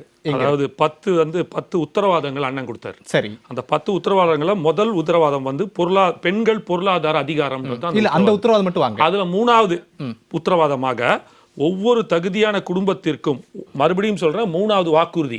அந்த 10 உத்தரவாதத்துல முதல் உத்தரவாதம் தான் பெண்களுக்கான இது. அதுல 3வது வாக்குறுதியாக ஒரு தகுதியான குடும்பத்திற்கும் ஆண்டுக்கு 6 இலவச எல்பிஜி சிலிண்டர்கள் வழங்கப்படும். அன்னபூரணி திட்டம்னு சொல்லி ஒரு ஹெட்டர் போட்டு கொடுத்தாங்க இல்லையா? அந்த குறிப்பிட்ட அம்சத்தை படிங்களேன். அதுலதான் வந்திருக்கு. நான் அதை தான் எடுத்தேன். இப்போ இன்னொரு விஷயம் வர அண்ணன் சொல்லும்போது சொன்னாரு, ஏகப்பட்ட குழப்பங்கள் இருக்கு, உஜ்வாலா திட்டம் ஒண்ணு இருக்கு, அதுல பண்றாங்க, இவங்க இதோட சேர்க்க போறாங்களா? கன்ஃபியூஷனே இல்லை சார். இதெல்லாம் ஆண்டுக்கு 3 சிலிண்டர், ஒரு குடும்பத்துக்கு 3 சிலிண்டர் தான் ஆகுமா? குறைஞ்சபட்சம் ஒரு 6 சிலிண்டராவது ஆகும். 2 மாசத்துக்கு ஒரு சிலிண்டர் வச்சுட்டா கூட 6 சிலிண்டர் ஆகும். 3 சிலிண்டர் இலவசமா வாங்குவாங்க. 3 சிலிண்டர் அந்த யோஜனா திட்டத்தை உஜ்வாலா திட்டத்தில் இருக்கிறவங்க அதுக்கு அப்ளை வாங்கினா தானே 300 ரூபா வந்து உங்களுக்கு வந்து சப்சிடி. அந்த 300 ரூபா சப்சிடியில் வாங்கிக்க போறாங்க. அவ்வளவுதான். இப்போ 6 சிலிண்டரும் வெறும் 300 ரூபாய்க்கு 1300 ரூபாய்க்கு 1000 ரூபாய் கட்டி வாங்குற இடத்துல இன்று 3000 ரூபாய் மிச்சமாகுது அந்த குடும்பத்துக்கு. இதை நம்ம அப்படிதான் பார்க்கணும். இருக்கிறத ஃபுல்லா அவைல் பண்ணுவான், எவ்வளவு முடியுமா இது பண்ண போறான். சரி, யாசிர் இன்னொரு கேள்வி தான் கேட்டாரு. அவர்கிட்ட இன்னொரு கேள்வி நான் கேட்கிறேன். இந்த உஜ்வாலா திட்டம் என்பதை கேஸ் சிலிண்டரை வாங்க முடியாதவர்களுக்கு கொடுக்கறதா? 1500 ரூபாய் ஃபர்ஸ்ட் பணத்தை கொடுத்து ஸ்டவ்ல இருந்து எல்லாத்தையுமே கொடுத்துறோம். இல்ல நான் சொல்லிடுறேன், கேஸ் சிலிண்டரே இல்லாமல் ஒருத்தர் கேஸ் சிலிண்டர் உஜ்வாலா திட்டத்துல வாங்குறாரு அப்படின்னா, இப்போ நீங்க 3 சிலிண்டரே ஃப்ரீயா கொடுப்பீங்க, அவங்க கொடுக்கறதே ஃப்ரீயா வாங்கிக்கிறோம், யூஸ் பண்ணிக்கிறோம்ன்றாங்க. அப்ப விஜய் இன்னொரு 3 சிலிண்டர் கொடுப்பாரு, 6 சிலிண்டர் பிளஸ் அவங்க ஒன்றிய கொடுக்குற 6 சிலிண்டர்னா சிலிண்டரே வாங்காதவர்கள் ஒரு வருஷத்துக்கு எத்தனை சிலிண்டர் யூஸ் பண்ணுவாங்க? இல்ல நீங்க முதல்ல லாஜிக்காவே பேசுங்க. இப்போ என்ன ப்ராப்ளம் நான் சொல்லிடுறேன் வச்சுங்களேன். கேஸ் சிலிண்டர் நீங்க அப்ளை பண்ணி வாங்கினாதான் நீங்க பே பண்ணி எடுக்கணும். சரி, எனக்கு 6 சிலிண்டர் விஜய் நாளைக்கு கொடுத்துட்டாரு, முதல்வர் கொடுத்துட்டாருன்னா நாங்க போவே மாட்டேனே, எனக்கு தேவையே இல்லையே. அப்ப நான் அங்க வெறும் சப்சிடிக்கு 300 ரூபாயை மட்டும் சப்சிடி வாங்குறதுக்காக 1000 ரூபாய் கொடுக்கணும். இங்க ஒட்டுமொத்தமாக மாறுது இல்ல, அப்படிதான் எடுக்கணும். நீங்க இப்ப வாங்கினவங்களை மட்டுமே, வாங்க போறவங்களை மட்டுமே பேசுறீங்க. இந்த திட்டத்தை எதிர்பார்த்து உங்களுக்கு இன்னும் வாக்களிச்சிருப்பாங்க இல்லையா? அவங்களுக்குலாம் நீங்க எப்ப என்ன செய்ய போறீங்க? யாசிர் கேட்டாரு, நீங்க வரம்ப நிர்ணயம் பண்ணிட்டீங்க 2.5 லட்சம் ரூபாய் ஆண்டுக்கு. ஸோ அதுக்கு கீழே இருக்கக்கூடியவங்களுக்கு தான் இப்போ நீங்கள் சிலிண்டர் கொடுக்க போறீங்க. ஒன்று, இவர்களுக்கு 3லேருந்து 6 உயர்த்த முடியும். 2.5 மாற்ற முடியாது அப்படின்றது உங்களுடைய பேச்சுல இருந்து தெளிவாகிவிடு. மற்றவர்களுக்கு என்ன செய்ய போறீங்க? அதுதான் சார் சொல்றேன். ஏமாத்திட்டீங்களா? இது எப்படி ஏமாத்தல்ன்றது வரும்? கவர்மெண்ட் ஸ்டாலின் அவர்கள் சொன்னீங்களே ஏமாத்தாதீங்க, அப்ப நீங்க ஏமாத்துறீங்களே. அது வந்து எப்படின்னா, அனைத்து மகளிருக்கும் சொல்லிட்டு அதுக்கப்புறம் மாத்திர அந்த கிரைட்டீரியாக்குள்ள கொண்டு வரல. இப்ப அனைவருக்கும் வீடு திட்டம், இதுவும் அப்படிதானே சார்? அனைத்து குடும்ப அட்டைதாரர்களுக்கு தானே. இப்ப நான் படிச்சேன்ல உங்ககிட்ட சார், அனைத்து குடும்ப அட்டைதாரர்களுக்கு 10ன்னு சொல்லி பெண், அதாவது வாக்கு இது வந்து இது கொடுத்தார்ல, இப்ப நான் உங்களுக்கு படிச்சு காமிச்சேன்ல, உங்களுக்கு வந்து உத்தரவாதம் 10 உத்தரவாதம் கொடுக்குறேன். அதுல முதலாவது உத்தரவாதத்துல 3வது வாக்குறுதியாக பெண்களுக்கு அன்னபூர்ணி திட்டத்தின் கீழ் 6 சிலிண்டர் தகுதியான குடும்பம் தான் சொல்லியிருக்கேன். அதுதான் இங்க வரேன். இப்ப நீங்க கேக்குறீங்களா அனைவருக்குமான வீடு திட்டம்னு நான் சொல்றேன். இப்ப அனைவருக்குமான வீடு திட்டம்னு வரும்போது உங்களுக்கு தமிழ்நாட்டுல இருக்கிற 2 கோடி குடும்பத்துக்கு அந்த வீடு திட்டம் போகுதா? கிடையாது. எலிஜிபிலிட்டின்னு ஒண்ணு எப்பவுமே வரும் சார். நீங்க இன்னொரு விஷயம் வச்சுக்கலாமே, 5 லட்சம் ரூபாய் 12 லட்சமா இப்போ வரைக்கும் வந்து உங்களுக்கு வந்து இன்கம் டாக்ஸ் வந்து இது பண்ணிடுறாங்க. அதுக்கு மேல இருக்கிறவங்களாம் கட்டணும். அப்ப வந்து என்ன சொல்லலாம், அது எப்படி அவங்களுக்கு மட்டும் கட்டலாம், இவங்க மட்டும் கட்டாம விட்டுலாமா அப்படின்னு கேட்க முடியாதுல்ல. ஒரு வரையறை ஏன் வைக்கிறாங்க? அது ஏன் வைக்கிறாங்கன்னா, அவர்கள் மேலும் வளர்ந்து வர வேண்டும். அதை விட்டுட்டு, ஏன்னா அது ரொம்ப மோசமான ஒரு சூழ்நிலையில இருக்கு. பசி அண்ணா சொன்னாரு, இத வந்து செலவு பண்றதுக்கு ஹெல்த் வந்து இந்த திட்டத்துல மட்டும் இல்ல, நீங்க பயிர்க்கடன் தள்ளுபடி செய்வேன்னு சொன்னீங்க. அப்ப ஏன் சார் முன்னாடியே சொன்னீங்க? ஏன் முன்னாடியே சொன்னீங்க? கவர்மெண்ட்ல எல்லாமே நீங்க கவர்மெண்ட் இல்ல சார், நான் காமி சார், நான் சுருக்கமா முடிச்சிடுறேன். 4 விருந்தினர்கள் இருக்காங்க. இன்னும் தாவேக்காவுடைய தேர்தல் வாக்குறுதி அறிக்கையில 2வது பக்கத்துல 10.75 லட்சம் கோடி ரூபாய் தமிழ்நாடு அரசிற்கு கடன் இருக்கிறது. இந்த கடன் சுமை வர இருக்கக்கூடிய அரசுக்கு ஒரு பெரும் பொருளாதார சுமையாக மாறும். அதில் எந்த மாற்று கருத்தும் இல்லை. ஆனால் இதையெல்லாம் நாங்கள் சாக்குப்போக்காக சொல்லாமல் அனைத்து திட்டங்களையும் நாங்கள் தமிழ்நாட்டு மக்களுக்கு செயல்படுத்துவோம். இப்படிக்கு உங்கள் அன்புடன் திரு விஜய் அப்படின்னு போட்டுருந்துச்சு இல்லையா? இப்ப அதே தான் கேட்கிறேன். சாக்கு போக்கு சொல்லி நீங்க அந்த திட்டத்துல 3 தான் கொடுப்பீங்கன்னு சொல்றீங்க. விவசாய கடனை 75,000 தான் தள்ளுபடி பண்ணுவேன்னு சொல்றீங்க. இதெல்லாம் ஏன் கேட்கிறேன்? சொல்ல வரல. இப்போ நீங்க படிப்படியா கொண்டு வர்றாரு. முதல்ல எவ்வளவு விவசாய கடன் இருந்துச்சு, அப்புறம் ஏத்துனாரா இல்லையா? இப்ப 3 கொடுத்துருக்காருல, 6 மாத்துவாரா இல்லையான்னு பாருங்க. நீங்க ஒரு விஷயத்தையும் படிப்படியா தான் கொண்டு போறாரு. இப்ப நீங்க மகளிர் வந்து அனைத்து மகளிர்களுக்கும் பேருந்துக்குள்ள வரலாம். அதான் பேருந்து தமிழ்நாடு ஃபுல்லா நீங்க இப்ப எப்படி பாருங்க சார். இப்ப என்ன பண்ணிருக்காரு? இப்போ வந்து என்ன ஒரு குறிப்பிட்ட அளவு கொடுத்திருக்காரு. மீண்டும் அடுத்த சட்டத்துல வரும்போது அதையும் கொண்டு வருவார் தான் சொல்ல வரோம். எங்கேயுமே வந்து இங்க நிறுத்த போதில்ல, படிப்படியாக கொண்டு வந்திருக்கோம். செதுக்கிட்டு வர்றாரு சார் கொஞ்சம் கொஞ்சமா தமிழ்நாட்டை வெற்றி தமிழகமாக. ஒரே ஒரு விஷயத்தை மட்டும் முடிச்சிருக்காரு. அண்ணா சொன்னாரு, இதெல்லாம் செலவு பண்றதுக்கு மருத்துவமனை சீராக்கிட்டு போயிடலாம், பிரச்சனையே இல்லைன்னு. நீங்க மருத்துவமனை எப்படி வேணாலும் வச்சுக்கோங்க, உலகத்தரம் வாய்ந்தல வச்சா கூட அவன் ஹெல்த் இஸ் வெல்த்னு சொல்லுவாங்க. அவன் பசி இல்லாமல் அவன் ஆரோக்கியமாக இருந்தால் அந்த மருத்துவமனையே தேவை கிடையாது. அந்த நோக்கி தான் நாங்க ஃபர்ஸ்ட் பயணிக்கிறோம். இருந்தாலும் இது அடுத்த கட்டமாக தான் பார்க்கிறோம். அப்படிதான் நம்ம எடுத்துக்கணும். இதுக்காக வந்து அவன் பட்னியில இருந்தான்னா நீங்க உலகத்தர மருத்துவமனை வச்சா கூட உசுரை காப்பாற்ற முடியாது. சரி, ஓகே. அவன் வந்து வியாதியும் இதுவும் சோமு நிறைவா. அதாவது நான் சொல்றது வந்து ஏதோ காமெடியா பாக்குறீங்க இந்த அன்னபூரணி இந்த மாதிரின்னு. அது ரொம்ப சீரியஸான ஒரு விஷயம். அது என்னன்னா, ஒரு கொள்கை சார்ந்த விஷயத்தை, தவறான விஷயத்தை ஒரு மறைமுகமாவது திணிக்கக்கூடிய ஒரு விஷயமா அதை நம்ம பார்க்கணும். பெரியார் வந்து கொள்கை தலைவர்னு சொல்லிட்டு ஒரு கடவுள் கற்பித பெயரை வைக்கிறது அப்படிங்கிறது வந்து ஒரு பெரிய இதை, அதுக்காக தான் நான் ஏற்கனவே கூட சொன்னேன். ஒன்று இல்லை, இன்னொன்று வந்து இந்த இதுக்கு பொருத்தமாக வைக்கிறது அப்படின்னு பார்த்தீங்கன்னா, மணலூர் மணியம்மாள் அப்படிங்கிறவங்க பேர் வைக்கலாம். உண்மையாகவே ஒரு ஆண்களுக்கு நிகராக வந்து கீழத்தஞ்சையில் அந்த விவசாய கூலிகளுக்காக அவங்க அந்த காலத்திலேயே கிட்டத்தட்ட ஒரு 70-80 வருஷத்துக்கு முன்னாடியே அந்த சேலைகளை இந்த மாதிரி இல்லாமல் வேட்டி சட்டை போட்டு கிராப் வெட்டிக்கிட்டு ஆண் போலவே இருந்து தனியாக போய் கீழத்தஞ்சியில் ஒவ்வொரு விவசாய கூலியும் பார்த்து பாட்டு பாடி அவங்களை இடதுசாரி இயக்கத்தில் சேர்த்தவங்க. அவங்கள 2-3 முறை வந்து கொலை செய்ய முயற்சி, கடைசியில் வந்து மான் கும்பால குத்தி கொண்டுட்டாங்க. அந்த மாதிரி உயிரை விட்டவங்க. அதாவது விவசாய உலகத்துக்கே ஊருக்கே நெல் கொடுக்கக்கூடிய, அரிசி கொடுக்கக்கூடிய விவசாயியுடைய பசியை போக்கணும்னு சொல்லி போராடினவங்க. சோ இது வந்து விஜய்க்கு தெரியணும்னு நான் சொல்ல வரல. அவர் கூட இருக்கிறவங்கள்ட்ட இதை பத்தி ஆலோசனை பண்ணலாம். ஒண்ணு. அடுத்தது இந்த பரந்தூர்ல வந்து அது சரி தவறுங்கிறத தாண்டி இப்ப இல்லைன்னு ஆயிடுச்சு. இப்ப ஏற்கனவே மேற்கு வங்காளத்துல சிங்கூர்ல வந்து டாடா நானோ பிரச்சனை வந்து அது இல்லாம போனப்போ ஒரு விஷயம் வந்தது. ஏற்கனவே அவங்க வந்து நட்டையீடு வாங்கிட்டாங்க, அப்புறம் எப்படி மறுபடியும் அவங்களுக்கு நிலத்தை தர முடியும் அப்படின்னு. அப்புறம் உச்சநீதிமன்றம் வரைக்கும் பிரச்சனை போச்சு. அதுக்கு என்ன பண்ணாங்கன்னா, மறுபடியும் விவசாயிக்கே கொடுங்கன்ட்டாங்க. அது மாதிரி இங்க இருக்கக்கூடியதை ஒருவேளை இப்போ அவங்க வேற செலவு பண்ணியிருப்பாங்க, கையில வந்து எல்லாருக்கும் செலவுல இருக்கு. அப்ப விஜய் இந்த அளவுக்கு இதுல ஒரு ஈடுபாடா இருக்கிறது பாராட்ட வேண்டிய விஷயம். அப்படின்னா செய்யலாம்னா நிலத்தை வந்து அந்த விவசாயிகள்ட்ட ஒப்படைச்சிட்டு ஒரு தவணை முறையில் அந்த பணத்தை நீங்க கட்டலாம் அப்படிங்கிற விஷயத்தை இவர் பண்ணலாம். ஏன்னா ஒரு அரசு நினைத்தால் அது முடியும். அந்த மாதிரி பண்ணலாம். உள்ள ஒருவேளை அதுக்கு வாய்ப்பு இல்லைன்னா அந்த இடத்த வேற அரசு பயன்பாட்டுக்கு இல்லாமல் ஒரு பசுமை சார்ந்த விஷயங்களுக்கு அதை பயன்படுத்தணும் அப்படிங்கிறது தான். அடுத்தது கடைசியா ஒரே ஒரு வேண்டுகோள் என்னன்னா, இங்க வந்து நிதி நிலைமையை பத்தி நிறைய பேசிட்டு இருந்தோம், சட்டமன்றத்திலையும் பேசுறாங்க, இது பண்றாங்க. இந்த அரசுக்கு நிதி வர்றதுக்கு ஒரு எளிய வழி ஒன்று இருக்கு. இப்ப இவர் நம்ம நீர்வளத்துறை புஷி ஆனந்த் சார் கூட சொன்னாங்க, இது மாதிரி வந்து டிவி சீரியல் பார்க்குறவங்க இதுதான் பார்க்குறாங்கன்ட்டு. சட்டமன்ற நிகழ்ச்சியை ஒளிபரப்புறாங்க, அந்த கிரிக்கெட் மாதிரி ஏதாச்சும் ஒரு தொலைக்காட்சிக்கு அந்த ரைட்ஸ் கொடுக்கலாம். அடுத்து நடுவில் விளம்பர இடைவேளை கொடுக்கலாம். அது மாதிரி விளம்பர இடையில வரக்கூடிய வருமானத்தை வச்சு அரசுக்கு உதவியா இருக்கும். சரி, திரு அப்துல் ரஹ்மான், இந்த விவகாரத்தை பொறுத்தவரையிலுமே தாவேக அரசு நிதி சுமையை காரணம் காட்டி தப்பித்துக் கொள்கிறது அப்படின்னு புரிஞ்சுக்கலாமா? நிறைவா அப்படி முடிச்சுக்கலாம். இல்ல நிதி சுமையை காரணம் காட்டி தப்பித்துக் கொள்ள வேண்டும் என்ற அவசியம் தாவேக அரசுக்கு எந்த இடத்திலும் ஏற்பட்டதாக நான் வந்து தோணல. ஏன் அந்த கேள்வி நான் கேட்கிறேன்னா, இப்ப முன்னாடியே காமிச்சிட்டேன்னா நான் மனப்பாடம் அப்படியே படிச்சு காமிச்சேன் இல்லையா, சாக்கு போக்கா சொல்ல மாட்டோம், உங்க விஜய் நிறைவேற்றுவார், உங்க அண்ணன் நிறைவேற்றுவார், எல்லாத்தையுமே சொல்லிட்டு இப்ப திருப்பி நாங்க நிதி சார்ந்த விவகாரத்தை போறோம், அதே சாக்கு போக்கு திருப்பி எடுக்கிறீங்க. இல்ல அப்படி கிடையாது. வளர்ச்சிக்கான வந்து ஒரு கட்டடம் கட்டப்பட்டு கொண்டிருக்கும் பொழுது நீ ஏன் இன்னும் கோபுரத்துல வைக்கல, ஏன் அந்த கலசத்தை நீ இன்னும் வைக்கலன்றதே உங்க கேள்வியாக இருக்கு. இங்க கட்டடமே கட்டப்பட்டு கொண்டுதான் இருக்கிறது. ஓகேங்களா? இந்த அரசு ஆரம்பித்து அதற்கான வளர்ச்சி திட்டங்களுடைய அந்த ஃபவுண்டேஷனை ஸ்டார்ட் பண்ணிட்டாங்க, அதற்கான விதையை போட்டு விட்டார்கள். ஒன் பை ஒன்னா தான் சொன்னதை செய்து வந்து கொண்டிருக்கிறார். உங்களுடைய கேள்விகள் எல்லாமே என்னவாக இருக்கிறது அப்படின்ற பொதுவாகவே ஏன் கலசம் வைக்கவில்லை, இறுதி முடிவு இருக்குல்ல 100% ரிசல்ட், அதைத்தான் எல்லாரும் எக்ஸ்பெக்டேஷன் பண்றீங்க. அதே பார்வையிலே நான் கேள்வி கேட்கிறேன். ஒரு கோவில் கட்டப்படுவதற்கு முன்பு இந்த கோவில் எல்லாருக்குமான கோவில் தான், எல்லாரும் வரலாம்னு சொல்றீங்க. கட்ட தொடங்குனதுக்கு பிறகு இவங்க மட்டும் தான் வரணும்னு நிர்ணயம் பண்றீங்க. எப்படி இது? இல்ல நீங்க ரொம்ப சென்சிட்டிவான டாபிக். ஒரு கோவிலில் வந்து ஒரு குறிப்பிட்ட சமூகம் உள்ள வரக்கூடாதுன்றது நீங்க சொன்னதுல இருந்து நான் அந்த பாயிண்ட் எடுக்கிறேன். இல்ல நீங்க சொல்றது எனக்கு புரியுது. நான் உதாரணமாக சொன்ன விஷயத்தை நம்ம அத பேசினால் அது கான்ட்ரோவர்சியலா இல்ல அதுக்காக அந்த டாபிக்ல அழுவ வேண்டாம். நான் என்ன கேக்குறேன்னா, நான் என்ன கேக்குறேன்னா எல்லாருக்குமான திட்டம்னு சொல்லி நீங்க வரம்பு நிர்ணயம் பண்ணிட்டீங்க. இல்ல இப்ப அண்ணன் சொன்ன சகோதரர் கூட பேசினாரு, ஒரு குறிப்பிட்ட 2.5 லட்சம் ரூபாய் ஒரு செக்ஷனுக்குள்ள வச்சிட்டீங்களே. ஏன் ஆமா 2.60 வரும்பொழுது நீங்களும் அதை கேக்குறீங்க. 2,60,60,000 சம்பாதிக்கும் போது அவர் பணக்காரர் ஆயிடுறாரா, 2,50,000 இருக்கும்போது அவர் ஏழை ஆயிடுறாரான்னு. ஆனால் எப்படி பார்த்தாலும் 260க்கும் 250க்குமே ஒரு 10,000 வித்தியாசம் இருக்கிறது. அந்த ஒரு 10,000 ரூபான்றது ஒரு டாரிஃப் தான். இந்த 3 சிலிண்டர் கொடுக்கப்படுறதுல ஒரு 3,000 ரூபாய் மிச்சப்படுதுன்றது தான் நம்ம பேசிக்கிட்டு இருக்கோம். ஏற்கனவே பொருளாதாரத்தில் நலிவடைந்த ஒருத்தர் 3 இல்லைங்க 6மே அவருக்கு ஃப்ரீயா கிடைக்கட்டுங்க. அதுல உங்களுக்கு என்ன பிரச்சனை? 2.5 லட்சம் ரூபாய் மதிப்புள்ள ஒரு ஆளு பொருளாதாரத்தில் மேம்பட்டத்துக்கு வரட்டுமே.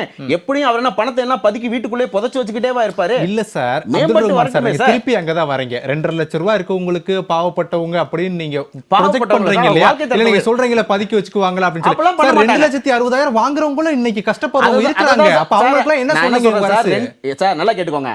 2,50,000 பணம் வைத்துப்பதற்கும் 2,60 பணம் 10,000 ரூபாய் கேப் இருக்கு சார். அதுல என்ன சார் உங்களுக்கு பிரச்சனை? 10,000 ரூபாய் வந்து வாங்கிக்க மாட்டாரா சார்? எது சரி சார், 3 லட்சம் ரூபாய் உங்களுக்கு ஃப்ரீன்னு வச்சுப்போம் சார். அப்ப நீங்க 3,10,000 உள்ளவர் என்ன பண்ணுவாருன்னு கேட்க மாட்டீங்களா? ஏதாவது ஒரு இடத்துல ஒரு பாயிண்ட் ஃபிக்ஸ் பண்ணி தானே சார் ஆகணும். சுப்ரமணியன் சார் நிறைவா.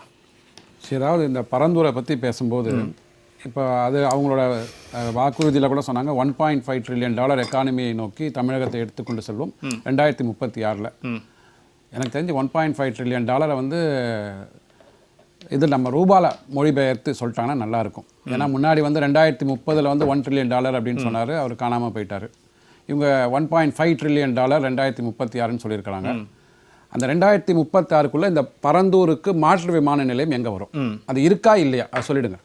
நீங்கள் ஒரு திட்டத்தை ட்ரா பண்ணுறோம் அப்படின்னா சார் 5,200 ஏக்கர் ஒட்டுமொத்தமாக லம்சம் பார்சலாக தமிழகத்தில் பார்த்தீங்கன்னா எந்த வாழ்வாதாரத்தையும் பாதிக்காமல் விளைநிலங்களை பாதிக்காமல் கிடைப்பதற்கு வாய்ப்புகள் குறைவு. ஆனா இன்னைக்கு சிஎமோட ஸ்டேட்மெண்ட்ல அதையும் சொல்லியிருக்காங்க. என்ன சொல்லியிருக்காரு சார்? எதிர்காலத்துல இது போன்ற விமான நிலையங்கள் பெரிய அளவுல யாருக்கும் பாதிப்பு ஏற்படாத வகையில அமைக்கப்படும் என்பதையும் உறுதியளிக்கிறார். மட்டும்தான் புத்திசாலி, மற்றவெல்லாம் முட்டாள். இந்த பரந்தூருக்கு முன்னாடி ஒன்று செலக்ட் பண்ணாங்க பார்த்தீங்களா, அந்த விமான நிலையம், அந்த இடம் பேர் ஞாபகம் இல்லை, பரனூரில் 1,500 குடும்பங்கள் வந்து பாதிக்கப்படும்னாங்க. இங்கே 1,050ன்னாங்க. அதனால இதை செலக்ட் பண்ணோம் நாங்கள். அப்போ நீங்கள் செலக்ட் பண்ண போகிறது மேபி 500 இருக்கும். கரெக்டுங்களா? 500 குடும்பங்கள் பாதிக்கப்படும், இல்லை ஒரு 1000 ஏக்கர் தான் விளைநிலையம் பாதிக்கப்படும்ன்ற மாதிரி வரும். அப்போ நீங்கள் பண்ணால் மட்டும் கரெக்டு, மற்றவங்க பண்ணலாம் தப்பா? என்னோட இல்லை பரந்தூர் விமான நிலையம் என்ன இம்பேக்டை உங்களோட $1.5 trillion கொண்டு வரும், இல்லை புதிதாக நீங்கள் கொண்டு வர போகிற அந்த ப்ராஜெக்ட் எப்போ கொண்டு வரப்போகுது? இன்னொரு 10 வருஷம் தள்ளி போகுமா, இல்லை 5 வருஷம் தள்ளி போகுமா? அதற்கு பதில் இருக்கா? அதுதான் மிக முக்கியமான காரணம். ஒன்று இந்த வெள்ளை அறிக்கையில் வந்து திருப்பி ஒரு 40 நாள் முன்னாடி சொன்ன வெள்ளை அறிக்கையில் என்ன சொன்னாங்க அப்படின்னா, திமுக அரசாங்கம் இது வந்து திமுக அட்வான்டேஜாக தான் போகும், வேறு வழி கிடையாது. 25,000 கோடி ரூபாய்கள் மகளிர் உரிமை திட்டம், புதுமை பெண், தமிழ் புதல்வன் இதற்கெல்லாம் செலவழிச்சாங்க, வருமான ஆதாரங்களே இல்லாமல் அப்படின்னாங்க. இப்போ இவங்க அறிவித்த திட்டங்களுக்கு உண்டான செலவுகள் கூட்டி பார்த்தீங்கன்னா 20,000 கோடி வரும். இதற்கு ஆதாரங்கள் எங்கே இருக்குது? சரி, இது மரிய வில்சன் பதில் சொல்லணுமா வேண்டாமா? இது வந்து நீங்கள் வந்து நான் 10 லட்சம் கோடி எனக்கு கடனே தெரியலன்னா சொல்ல முடியாது. வெள்ளை அறிக்கையில் நீங்கள் குறிப்பிட்டு சொன்னது நீங்கள் வந்து தப்பு செய்கிறீங்கன்னு சொல்கிறீங்க. அப்போ நான் பண்ணும்போது கரெக்டாக இருக்கணும்ல, இதை யாராவது ஒருத்தர் கேள்வி கேட்கணும்ல. அதுக்கு விடை வந்து மரிய வில்சன் ஐயா சட்டசபையில் சொல்கிறேன். அந்த பாயிண்ட் எடுத்துக்கிறேன். யாசிர் நிறைவா எப்படி புரிஞ்சுக்கலாம்? அதாவது தாவேக்காவுக்கு ஆதரவாக பேசக்கூடிய 2 கட்சி தோழர்களும் சொல்லக்கூடிய விஷயத்துல இல்ல அவர் காங்கிரஸ்க்கு ஆதரவா, அவங்க கூட்டணியில் தானே இருக்கிறாங்க, கூட்டணியில் இருக்கிறாங்க. அதனால இந்த அரசில் பங்கெடுத்துக்கிறாங்கன்றப்ப அவங்க அரசுடைய ஸ்டாண்டை தான் எடுக்க முடியும். ஸோ இவங்க வந்து என்ன புரிஞ்சுக்கிற முடியுதுன்னா, விஜய் அவர்கள் பேசுவதை யாருமே முழுமையாக நம்பாதீங்க. அவர் வந்து பேசின பிறகு ஒரு இக்கணா வச்சிருவாரு, அது வந்து எப்பயுமே இக்கணா வைப்பார் என்ற அடிப்படையில் இனிமே விஜய் அவருடைய வாக்குறுதிகளையும் பேச்சுகளையும் பாருங்க அப்படின்றத நாட்டு மக்களுக்கு இன்னைக்கு அவங்களே வந்து சொல்லிட்டாங்க அப்படின்றத நான் பார்க்குறேன். இன்னொரு சொன்னாங்க வளர்ச்சி வேணும், எடுத்தோடனே போயிட்டு வந்து நீங்கள் கலசத்தை வைக்கணும்னு நினைக்காங்கன்னு. தமிழ்நாடு வந்து தெலுங்கானா மாதிரி ஒரு புதிய மாநிலமாக உருவாக்கி கொடுக்கப்படலை விஜய்கிட்ட. ஆல்ரெடி இரட்டை இலக்க வளர்ச்சியில் 2 வருஷம் தொடர்ச்சியாக நம்ம அடைஞ்சிருக்கோம். மிகப்பெரிய பொருளாதார ஒரு மாநிலமாக தமிழ்நாடு இருக்கக்கூடிய அளவுக்கு தான் கொடுத்துருக்கே தவிர, புதிதாக தமிழ்நாடுன்னு ஒரு மாநிலத்தை உருவாக்கி விஜய் கையில் கொடுத்து இப்போ தான் நீங்கள் கோயிலை கட்டுங்க பேஸ்மெண்ட்லேருந்து ஆரம்பிங்க நான் கொடுக்கல. இன்னொரு விஷயம், இந்த பரந்தூரை பொறுத்த வரைக்கும் 5,000 சில்லற அந்த கோடி ரூபாய் அது ஏக்கர் அளவுக்கு நிலம் கையப்படுத்துறதுல 90% கையப்படுத்தினதா திமுக சொல்றாங்க. இப்போ அந்த நிலத்தை வந்து அதற்கு மட்டும் தான் பயன்படுத்த முடியும் அப்படின்னு சொல்லிட்டு அவங்க திமுக தரப்பு சொல்லுது, ரூல்ஸ் அப்படி தான் சொல்றதாக அவங்க சொல்றாங்கன்றப்ப அந்த நிலத்தை ஏற்கனவே வாங்கி வேற இதில் இது பண்ணவங்க மக்கள்கிட்ட போய் திருப்பி கேட்க முடியாது. அவங்க செலவு பண்ணியிருக்காங்கன்றப்போ அதில் என்ன நீங்க கொண்டு வர போறீங்க? அப்போ அதில் அந்த 5,000 ஏக்கரை வாங்கியதுல அந்த பணம் இருக்குல்ல, அந்த பணத்திற்கு யார் பொறுப்பு? அந்த பணம் வந்து கஜனா காலி, நாங்கள் வந்து உங்களுக்கு பணம் நிறைய கொடுக்கணும்னு நினைக்கிறோம், ஆனால் 3 சிலிண்டர் தான் என்னால் கொடுக்க முடியுது, ஏன்னா கஜனால காலி அப்படின்லாம் சொல்லக்கூடிய விஜய் பரந்தூர்ல இவ்வளவு ஏக்கர் நிலத்துக்கு முதலீடு போட்டிருக்கே தமிழ்நாடு அரசு, அந்த பணத்தை இப்ப என்ன பண்ண போறாங்க? அப்படியே தான் போக போகுது. இப்ப நீங்க சார் கூட சொன்னாரு அடுத்து என்ன பண்ண போகிறார் அப்படின்னு சொல்லிட்டு, டெர்மினல் 5 சொல்லிட்டு இந்த மீனம்பாக்கம் ஏற்பட்ட நான் எக்ஸ்டென்ஷன் பண்ணுவோம்னு சொல்லிட்டு ஒன்று பண்ணியிருக்கிறாரு விஜய் அவர்கள் சொல்லியிருக்கிறார். அதையுமே விரிவாக்கம் பண்ணா ராணுவ நிலம் இருக்கிறது, அடையாறு ஆறு இருக்கிறது, அங்கே சுற்றி இருக்கக்கூடிய நிறைய கிராமங்கள் இருக்கிறது. அப்ப அந்த அடையாறு ஆறு வந்து வாட்டர் பாடியில வராதா? அங்க இருக்கக்கூடிய குடியிருப்புகள் விவசாய நிலங்கள்லாம் வராதா அப்படின்ற கேள்வி வருது. அப்போ பரந்தூர் ஏர்போர்ட்டை ரத்து செய்ததன் மூலமாக தமிழ்நாட்டுடைய வளர்ச்சி என்பது தடைபட்டிருக்கிறது. கஜனா காலி என்று ஒரு பக்கம் சொல்லக்கூடிய விஜய் அவர்கள் பரந்தூர் ஏர்போர்ட்டை ரத்து செய்ததன் மூலமாக மேலும் மேலும் தமிழ்நாட்டுடைய அந்த வருமானத்தை குறைத்து போகிறார் அப்படின்றத என்னுடைய நிறைய காமிஸ்ட் முடிச்சிடறேன்.